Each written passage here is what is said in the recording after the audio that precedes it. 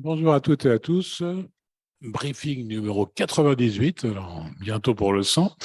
Voilà, donc vous constaterez l'absence de Pavel qui a repris son bâton de pèlerin pour aller à divers rendez-vous pour continuer l'activité de la Chambre et tout ça. Et je le rejoindrai la semaine prochaine, je ne serai pas là non plus. Et donc Arnaud et Igor devront assumer tout seuls cette tâche. On craint le pire, bien entendu, mais je pense qu'ils seront tout de même à la hauteur. Donc, ce soir, encore des brillantes analyses. Arnaud va commencer avec politique et économie, et Igor embrayera avec pas mal de choses sur la diplomatie et l'international en général. Arnaud, c'est à toi. Merci Gilles, bonsoir à tous. Quelques nouvelles d'économie. Pour commencer, le budget fédéral, dont les recettes ont baissé de 4,3% en glissement annuel au mois d'octobre, avec des rentrées hors hydrocarbures qui reculent de l'ordre de 20%, et à l'inverse, celles liées au pétrole et au gaz qui augmentent d'environ 15%. Sur les 10 premiers mois de l'année, le budget fédéral reste excédentaire, mais il devrait afficher un léger déficit à la fin de l'année en raison de l'accélération attendue des dépenses au mois de décembre. En d'autres termes, il n'y a pas de risque budgétaire en Russie à court terme, ni même, je pense, en moyen terme. Le moyen terme, justement, la Douma d'État y réfléchit. La Douma d'État travaille sur le budget triennal 2023-2025 et plus particulièrement sur le volet dépenses. Alors, quels sont les grands paramètres budgétaires pour les années à venir?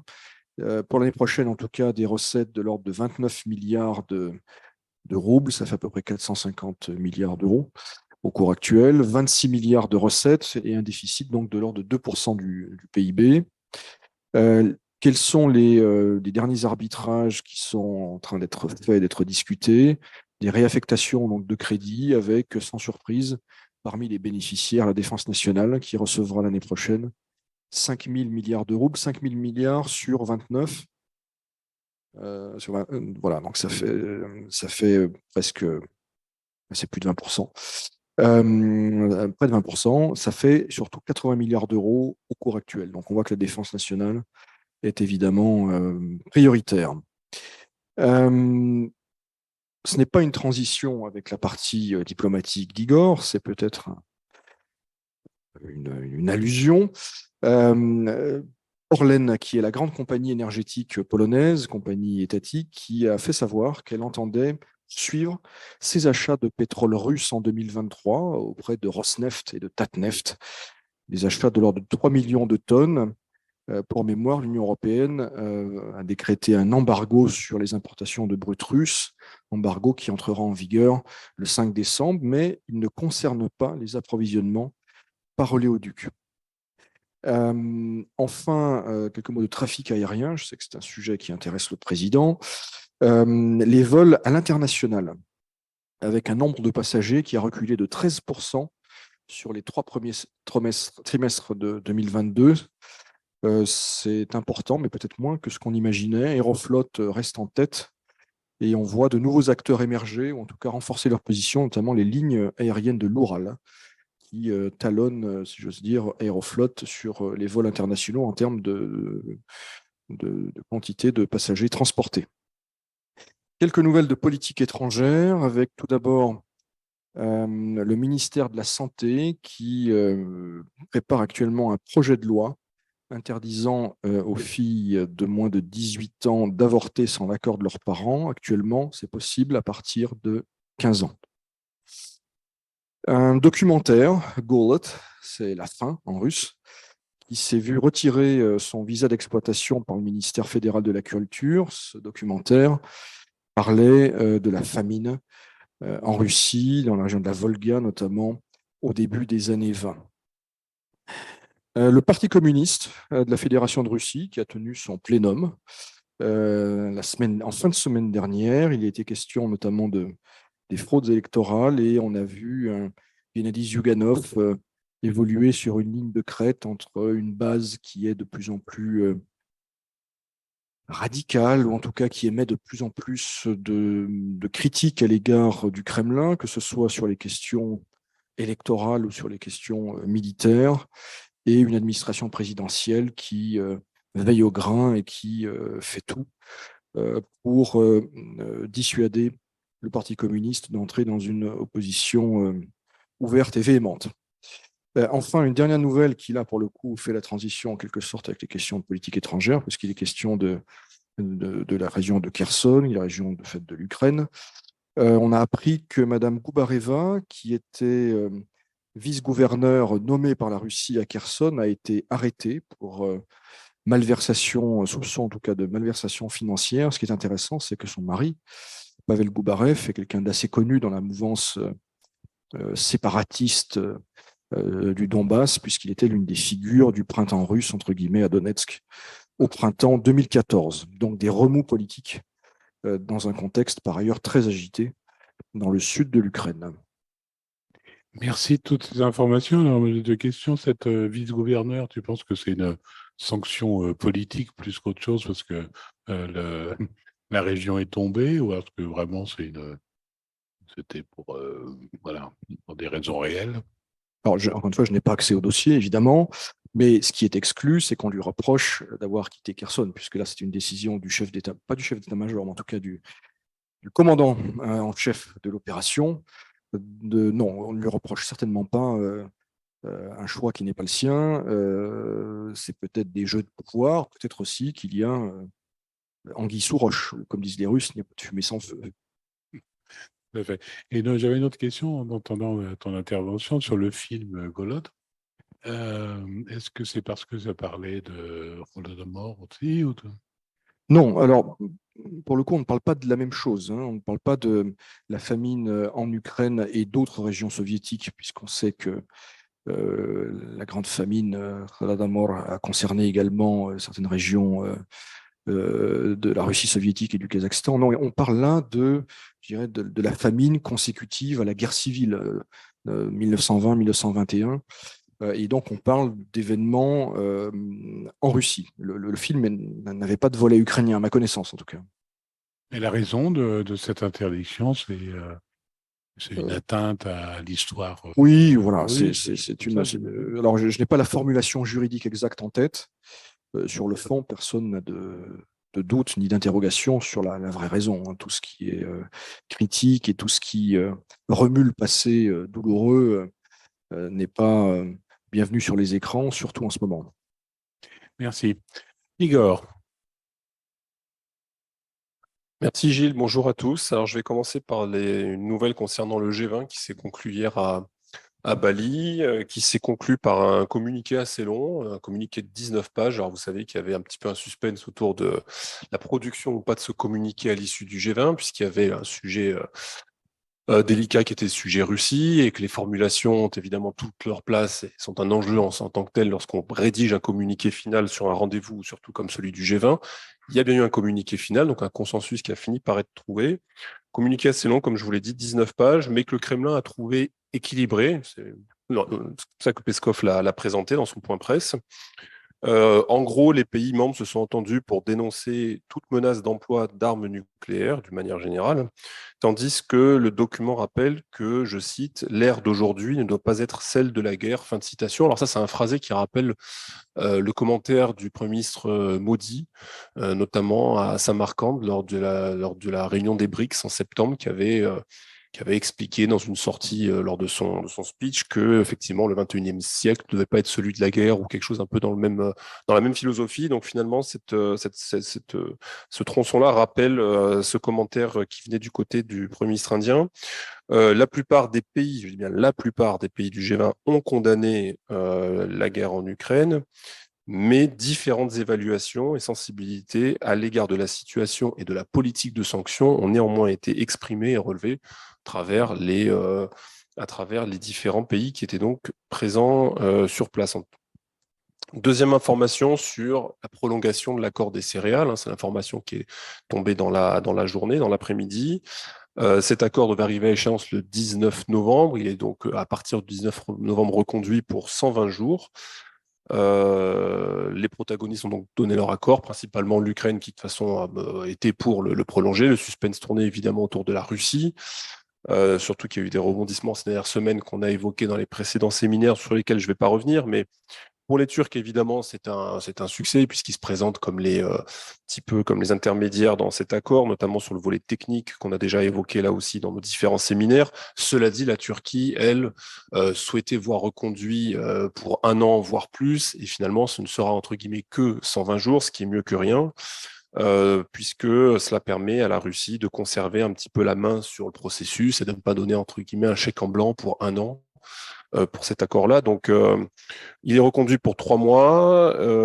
On sait qu'il y a un volet notamment engrais et exportation des engrais russes qui faisait partie de l'équation. Là, il y a des choses qui coincent encore sur la partie principalement liée à l'ammoniac et à l'exportation de l'ammoniac à travers le territoire ukrainien.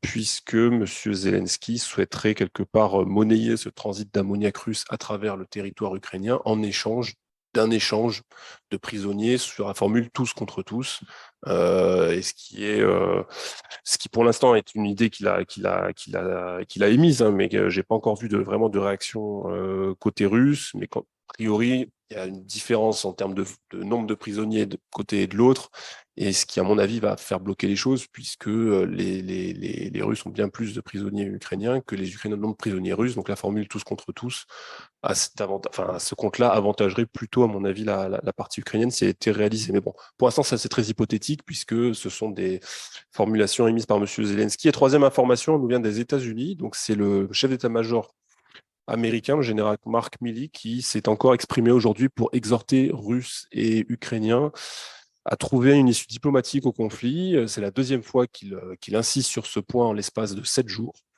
Aujourd'hui, c'était sur Fox News qui s'est exprimé pour expliquer que d'un côté comme de l'autre, il n'y avait aucune chance qu'il y ait une victoire militaire totale. Il a clairement expliqué que les Ukrainiens n'aurait probablement pas la possibilité militairement de refouler les Russes du Donbass et de la Crimée. C'est quelque chose qui militairement, d'après lui, n'arrivera pas. Et inversement, il ne voit pas les Russes être en mesure de pouvoir prendre le contrôle de plus de territoires manière, comment j'allais dire, majeure en Ukraine, et que par conséquent, on était un petit peu dans une voie sans issue, et donc les Russes et les Ukrainiens seraient bien inspirés de trouver un moyen de dialoguer. La réponse de M. Zelensky s'est pas fait attendre. Il s'est exprimé dans le cadre d'un forum en ligne qui se tenait à Singapour, un forum d'affaires sponsorisé par Bloomberg, dans lequel il a expliqué qu'il n'y aurait pas de paix tant que le Donbass et la Crimée n'auraient pas été reprises par les forces ukrainiennes. Donc on voit que pour l'instant, les appels au dialogue du chef d'état-major des armées américaines n'ont pas visiblement trouvé d'écho, tout du moins du côté ukrainien, mais on s'en doute aussi du côté russe. Quatrième information, c'est dans la prolongation de ce que je disais sur la nature du soutien militaire à l'Ukraine, puisque le groupe de contact de Ramstein a tenu sa 7e réunion hier, donc sur la base éponyme de l'armée américaine en Allemagne. Vous savez que c'est un groupe qui avait été créé à la fin du printemps, début de l'été, pour coordonner l'aide militaire des pays de l'OTAN à l'Ukraine. Un groupe donc initié par les États-Unis qui chapeaute la coordination de cette aide militaire dans le cadre de ce groupe-là. Il a été en gros décidé à l'issue de cette réunion que la Pologne, la Suède et l'Espagne livreront des systèmes d'artillerie et de défense antiaérienne de courte portée, donc des systèmes portatifs, ainsi que les munitions qui vont avec ces systèmes. Le Canada, qui a budgété un paquet de 500 millions de dollars d'assistance militaire, livrera des vêtements d'hiver. L'Allemagne livrera de l'artillerie et des munitions pour des lance-roquettes multiples qui sont déjà en service dans l'armée ukrainienne. Et la Grèce fournira des munitions d'artillerie de standard OTAN 155 mm qui sont, comment dirais-je, qui manifestement viennent à manquer par endroits aux Ukrainiens. À l'ONU, 5e information de ce briefing pour la diplomatie, l'ONU, puisque l'Assemblée générale de l'ONU a adopté lundi une résolution appelant, je cite, la Russie à payer pour les réparations en Ukraine. Alors c'est une résolution donc, qui est passée au vote, mais ce qui est intéressant, c'est de décortiquer un petit peu ce vote, puisque il y a 94 pays qui ont voté en faveur de ce texte, 13 qui s'y sont opposés, 74 qui ont voté blanc, qui se sont abstenus, et 11 qui ont voté avec leurs pieds, autrement dit, qui n'ont pas pris part au vote. Alors c'est intéressant parce que les résolutions précédentes de l'Assemblée générale de l'ONU qui portaient sur le conflit ont toutes été validées en général avec un vote favorable dans une fourchette de vote pour à 140-143 pays qui votaient en faveur des résolutions, celles du mois de mars, celles du mois d'avril et celles du mois de septembre. Hein, je ne reviens pas dessus, on les a déjà évoquées. Là, on voit qu'on passe à 94. Donc, ce qui n'est pas tout à fait la même chose. Et de même, pour les pays qui votaient contre, auparavant, on avait en gros 5 pays. Hein, c'était Corée du Nord, Russie, Biélorussie, Syrie et Nicaragua. Et puis parfois, il y en avait un autre. Mais en gros, c'était 5 pays. Là, on passe à 13. Et ce qui est intéressant, c'est de voir la géographie une fois de plus de ces votes, puisque le clivage Occident d'un côté et Sud global est encore plus prononcé avec ce vote de lundi, puisque dans les pays qui votent contre la résolution, donc sur la réparation, vous avez des pays comme la Chine, qui en général s'abstenait, en tout cas restait très prudente. Là, elle a clairement voté non. L'Iran aussi, moins surprenant peut-être, a voté non. Et dans les pays qui se sont abstenus, vous avez l'Inde, l'Indonésie, le Brésil, l'Afrique du Sud, l'Arabie saoudite, les Émirats arabes unis, le Nigeria et j'en passe. Autrement dit, on peut dire en gros les 2 tiers de l'humanité assez facilement. Et de manière, je le cite quand même parce qu'on l'a évoqué récemment, un pays comme Israël. Mais Israël, c'est pour des raisons qu'on peut comprendre, puisque un jour, ça peut être le genre de résolution qui peut être votée, mais cette fois-ci, dans le cas d'Israël, de payer éventuellement pour des réparations, pour des dégâts et des destructions occasionnés dans la bande de Gaza ou en Cisjordanie ou ailleurs. Donc eux, évidemment, se sont abstenus. Et parmi les absents, ceux qui n'ont pas voulu prendre part au vote, on peut relever par exemple le cas de l'Azerbaïdjan, qui préférait sortir de la pièce, pas être présent le jour du vote, là aussi pour éviter à devoir prendre une position politiquement délicate. Je vais terminer par des nouvelles en provenance de Bruxelles, puisque l'Union européenne aurait engagé la refonte de ses principes directeurs pour les relations entre l'Union européenne et la Russie. Alors, ces principes directeurs, c'est ceux qui avaient été posés par Federica Mogherini, la prédécesseur de M. Borrell, au poste donc, de haut représentant pour la politique de sécurité et les affaires étrangères de l'Union européenne. Alors, en mars 2016, elle avait posé 5 principes fondateurs qui devaient en gros servir de cadre pour les relations entre l'Union européenne et la Russie. Il y avait la mise en œuvre pleine et entière des accords de Minsk II. On passe sur le pas de commentaires. Grand 2, c'était renforcement des relations avec les partenaires orientaux de l'Union européenne, y compris l'Ukraine et les pays d'Asie centrale. Le 3, c'était renforcement de la résilience de l'Union européenne face à la menace protéiforme que présente pour elle la Russie, donc le cyber, la désinformation, etc., ce qu'on a déjà entendu. En 4, c'était engagement d'une coopération sélective avec la Russie quand celle-ci présente un intérêt pour l'Union européenne. Et en 5, soutenir les contacts interpersonnels et la société civile russe. Les sanctions européennes, je cite, visant le pouvoir et non pas le peuple russe. Là aussi, on voit que les choses ont complètement changé. Borrell aurait donc présenté lundi aux ministres des Affaires étrangères des pays de l'Union européenne un document de travail, hein, pour l'instant c'est un draft, hein, comme on dit, dont les principales idées seraient d'abord d'isoler internationalement la Russie, d'imposer et mettre en œuvre des mesures restrictives contre elle, hein, je continue de citer le document, et d'empêcher leur contournement afin d'entraver, je cite, l'effort de guerre russe.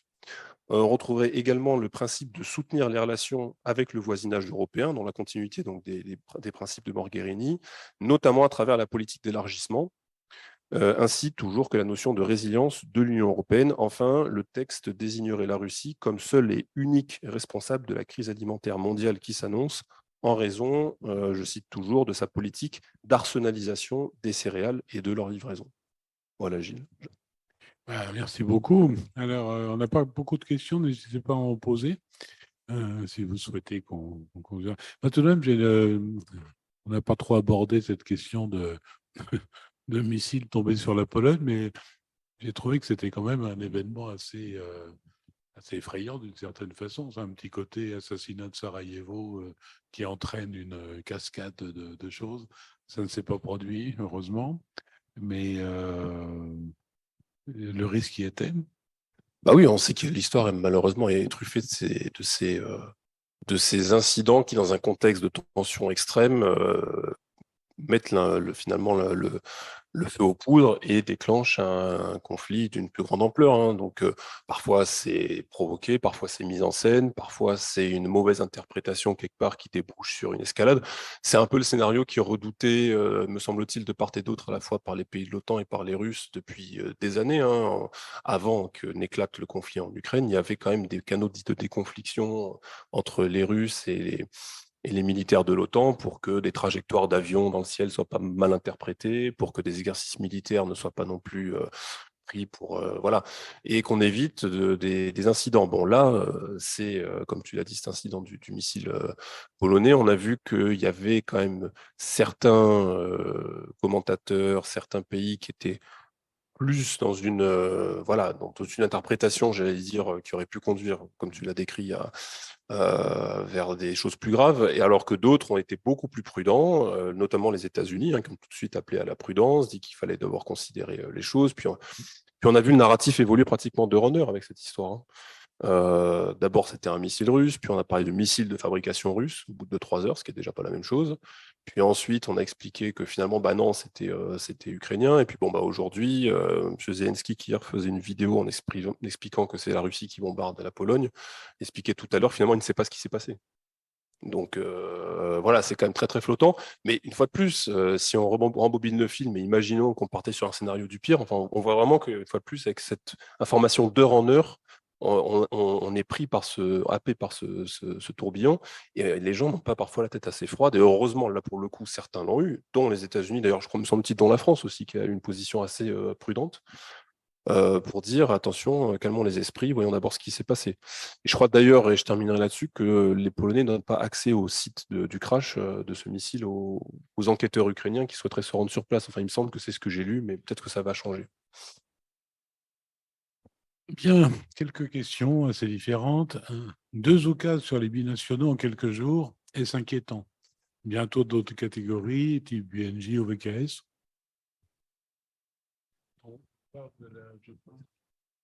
Peut-être qu'on parle de, enfin, s'agissant d'un des décrets, de la possibilité euh, de recruter pour l'armée russe, si je comprends bien. Est-ce que les VNJ, c'est-à-dire les personnes titulaires d'un titre de séjour, ou les VKS, c'est-à-dire les cadres étrangers hautement qualifiés qui travaillent en Russie avec un visa, pourraient être concernés? Si on parle de la mobilisation, ça paraît assez farfelu. Euh, donc, bon, là aussi, il faut garder la tête froide, je pense. Sur cet aspect, en fait, il faut voir que ça porte sur 2 choses. Lucas, je l'ai parcouru, il fait 16 pages. En fait, c'est un charabia juridique, mais ce qu'il faut retenir, c'est qu'il y a l'aspect service militaire, d'une part, et l'aspect enrôlement d'étrangers ou de binationaux dans l'armée russe, d'autre part, ce qui n'est pas pareil. Pour ce qui est l'enrôlement, il y avait déjà une pratique qui était de fait en cours, puisqu'on savait que les Russes étaient intéressés par enrôler des volontaires qui se présentaient, et qu'une fois de plus, c'était tranché devant la commission de recrutement, et que là, en fonction du profil entre guillemets, du candidat, il y a des gens qui passaient, des gens qui passaient pas, et que évidemment, les gens qui étaient ressortissants de l'espace post-soviétique étaient généralement, et plus de chances, s'ils le souhaitaient, d'être retenus que ceux qui arrivaient d'ailleurs. Ça, c'était dans le cadre, il y avait un cadre juridique pour ça, qui était une proposition, en tout cas un projet de loi qui avait été soumis, me semble-t-il, à la Douma en septembre ou en août, je ne sais plus. Et finalement, Lucas, de l'autre jour, vient cadrer le tout et légaliser, entre guillemets, une pratique qui avait déjà cours. La nouveauté, c'est plutôt pour le service militaire, puisque là, on va rentrer dans la période où ils vont prendre la promotion, la fournée d'hiver. Et donc, ça permet d'élargir l'assiette en intégrant, y compris des binationaux qui n'étaient pas concernés par ces services militaires jusqu'à présent, étant donné que je rappelle quand même que les binationaux, c'est pour les hommes qui ont entre 18 et 27 ans. Au-delà de 27 ans, le service militaire, on n'est plus tenu, enfin, on n'est plus concerné par le service militaire. Alors, on me dit que l'autre cas concerne la dénaturalisation. Est-ce qu'il y a un cas sur... Ça, c'est pour la déchéance de nationalité, ça. Ça, c'est si jamais, alors ça, c'est suite Poutine en début de semaine, me semble-t-il, pour les personnes qui, en gros, par leurs actes, ou par leur conduite, ou par les publications qu'ils peuvent faire, etc., portent le discrédit sur la Russie, sur l'armée russe, ou de manière grave, etc. Donc là, visiblement, on pourrait leur faire les déchoir leur nationalité. Mais j'imagine seulement pour les doubles nationaux, parce que il me semble qu'il y a une impossibilité, enfin théorique en tout cas, d'échoir quelqu'un complètement d'une nationalité s'il n'y en a pas une autre. Apatride, ça s'appelle apatride. Oui, ça s'appelle apatride. Mais je ne sais pas. Voilà, ça je... Ok. Alors, une question plus original. Comment se passe la campagne électorale au Kazakhstan? Est-ce que vous avez des idées là-dessus? Je dois admettre ne pas la suivre au quotidien. Bon, ce qui fait peu de doute, c'est la victoire du président Tokayev qui a initié cette élection, qui plus globalement a annoncé de très grandes réformes depuis janvier, finalement, dans les jours qui ont suivi ces événements très troubles à Almaty et dans d'autres villes du pays. Donc il n'y aura pas de surprise. C'est l'une des étapes de ce processus de réforme politique assez inattendu, de post-Nazarbayev, qui pose beaucoup de questions, qui interpelle en Russie, qui aura des conséquences avant tout pour la vie interne au Kazakhstan, mais qui pourrait avoir un impact sur la trajectoire de l'Asie centrale. Mais donc l'élection en elle-même, même si elle sera probablement moins verrouillée que sous l'ère Nazarbayev, ne devrait pas apporter de surprise particulière. Alors, je ne sais pas si c'est un nouvel organisme, mais quelles sont les fonctions du Soviet des droits de l'homme?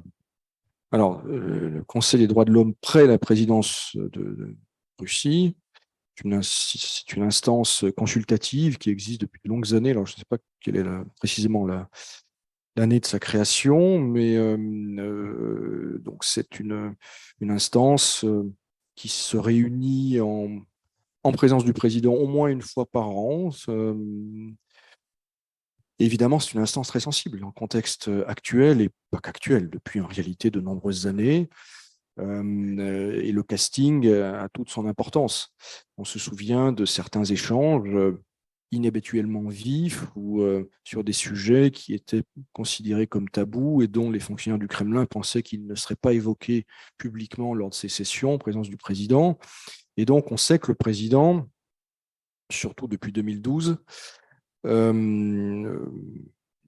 était de plus en plus irrité, ou alors il le cachait plus ou moins par cette instance ou certaines prises de position de certains membres.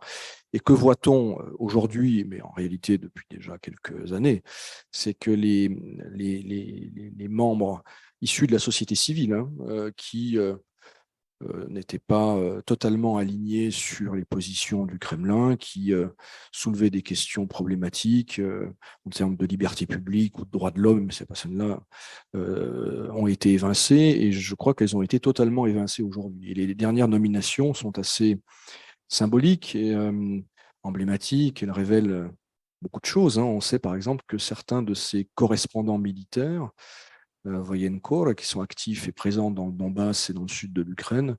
L'un d'entre eux, en tout cas, a été nommé aujourd'hui. C'est un signal très fort envoyé sur l'interprétation qui est faite aujourd'hui des droits de l'homme et sur les droits de quels hommes, de quels groupes on entend mettre l'accent. Merci. Alors, on parle toujours d'oukase encore. Il semblerait qu'il y a un oukase concernant la nouvelle politique des visas russes. Vous avez des éléments là-dessus? Moi, je n'en ai pas. Non. Ouais. Alors, une autre question. Je ne sais pas si vous pourrez répondre à l'espoir suggéré par celui qui la pose. L'insistance de l'Ukraine pour accuser la Russie pour les missiles qu'ils ont envoyés en Pologne pourra-t-elle faire prendre conscience aux opinions publiques occidentales qu'il ne faut pas prendre pour argent comptant tout ce que l'Ukraine affirme? Alors c'est un vrai sujet. C'est un vrai sujet parce que et qui d'ailleurs est aujourd'hui en première page ou en deuxième, en tout cas, du Financial Times. Les conséquences de cette affaire dans les opinions publiques occidentales, mais pas que, aussi dans les cercles de pouvoir occidentaux, commencent à se dessiner.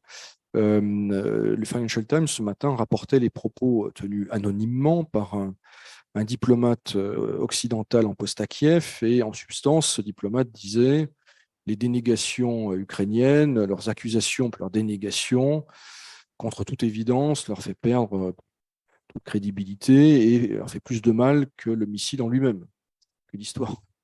Donc, bon, évidemment, les dirigeants du G7, les dirigeants occidentaux ont bien senti l'usage que pourrait faire la Russie de cette affaire. Et donc, les éléments de langage très largement partagés, c'est de dire, in fine, c'est la Russie qui est responsable, parce que s'il n'y a pas de guerre, il n'y aura pas de missiles. Donc, voilà. Mais encore une fois, la façon dont le propos tenu par Zelensky, l'aspect très catégorique, et l'impression peut-être fausse, mais peut-être pas totalement fausse, qu'il cherchait finalement à nous entraîner dans quelque chose, de nous entraîner dans une escalade, ou en tout cas de nous convaincre d'aller plus loin dans un soutien militaire à la faveur de cet incident. Ça peut effectivement ça peut faire peur en réalité. Ça peut faire peur à des opinions publiques occidentales qui sont déjà pas très rassurées, qui commencent à ressentir les effets économiques de la crise. Mais on l'a vu il y a un mois, lorsqu'on parlait beaucoup de questions nucléaires, la peur n'est pas très loin en réalité. Et donc la manipulation de la peur, finalement, les Russes n'en ont pas de monopole. C'est ça l'une des. Les Russes n'ont pas de monopole du mensonge. En réalité, les gens raisonnables le savaient. Mais ce qui s'était installé dans les médias occidentaux, le narratif ultra-dominant, c'est finalement les Ukrainiens ont toujours raison, les Ukrainiens ne mentent pas et peut-être ne tuent pas. Merci.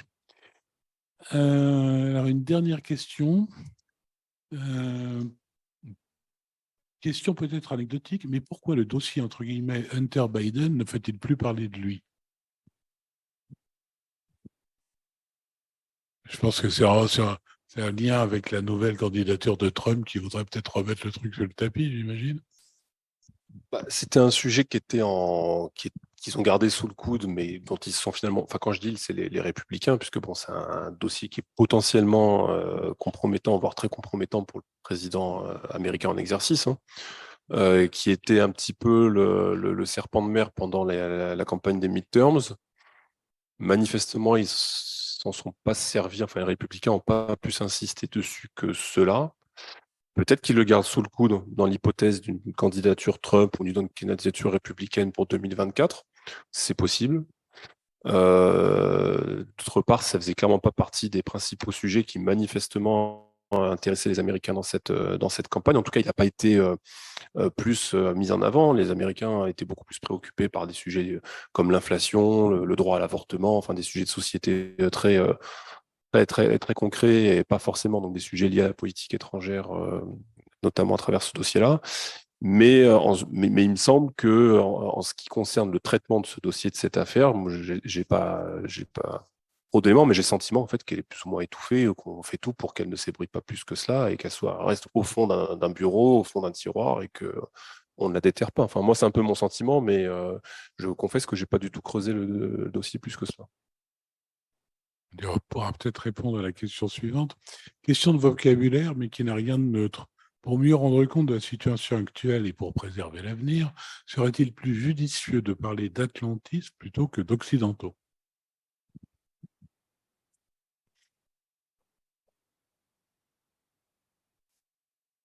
Alors, je ne suis pas très sûr de vraiment comprendre la question. En tout cas, les États occidentaux, est-ce qu'on peut parler d'États atlantistes? Non, je pense qu'on peut parler d'États occidentaux, à cette réserve près qu'effectivement, le Japon en fait partie en réalité. Donc, alors parfois c'est le G7, parfois c'est la Pologne est aussi très occidentale de ce point de vue-là. Bon. Mais je ne suis pas sûr que, d'abord, de bien comprendre la question, que la nuance soit très, s'impose, en l'occurrence en tout cas. Bien, mais écoutez, on arrive un peu au bout de nos questions. Donc, bon, comme d'habitude, vous pouvez envoyer vos questions à l'avance. Vous pouvez retrouver tous nos événements. Je vous conseille toujours d'aller bien consulter notre site ccifr.ru où il y a plein de choses qui sont intéressantes. Et donc, nos canaux, Telegram et autres. Donc, toujours prêt à vous donner toutes ces informations. Donc, la semaine prochaine, je ne serai pas là, encore une fois. Donc, nous aurons le duo gagnant, voilà, qui va reprendre la main complètement là-dessus. Donc, très bien. Donc, comme d'habitude, tenez bon et ayez l'assurance que la Chambre de commerce et d'industrie France-Russie est toujours à vos côtés. À bientôt.